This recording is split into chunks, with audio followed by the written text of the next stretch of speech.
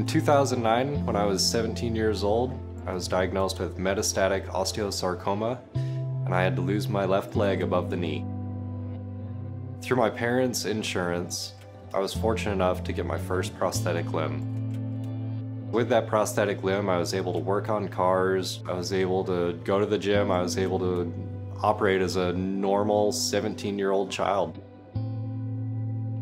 Being as active as I was, and working 3 jobs, all my hobbies mixed together, I developed these sores and open wounds on my limb, and I had to stay off my leg to let it heal. When I tried to go back and use my prosthetic again, my limb had reshaped and I wasn't able to use my prosthetic anymore. I panicked and I started calling any prosthetic clinic that I could. One prosthetist quoted me at $15,000 to $20,000 for repairs. So without health insurance, I had no way to be able to walk again.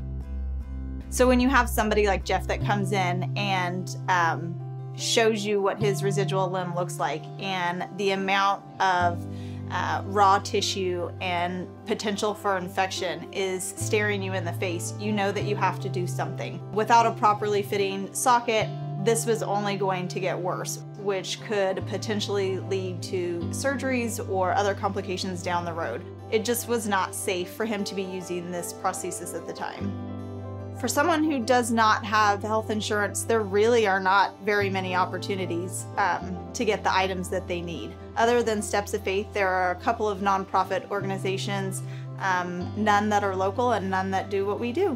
When I was there in the office and I was told that Steps of Faith is gonna take care of me, it blew me away. Like, I was so happy. I'm getting my life back. I'm no longer going to be a burden with anyone. I can go back to taking care of myself and just enjoying who I am again. Steps of Faith is a vital part to our community. It is helping people who may or may not have other opportunities available to them, who are sitting there waiting to get up and to stand and to walk. And a small donation, even if you don't think it's a lot, can make a huge difference in somebody's life. So having this little bit of help, having this foundation exist, helps people like me get back to a normal life. It helps us so much more than you could ever imagine. This is going back to the core of why most of us got into this profession to start with. Our goal is not necessarily to always make money, it is to make somebody's life easier. This is what we got into this job for.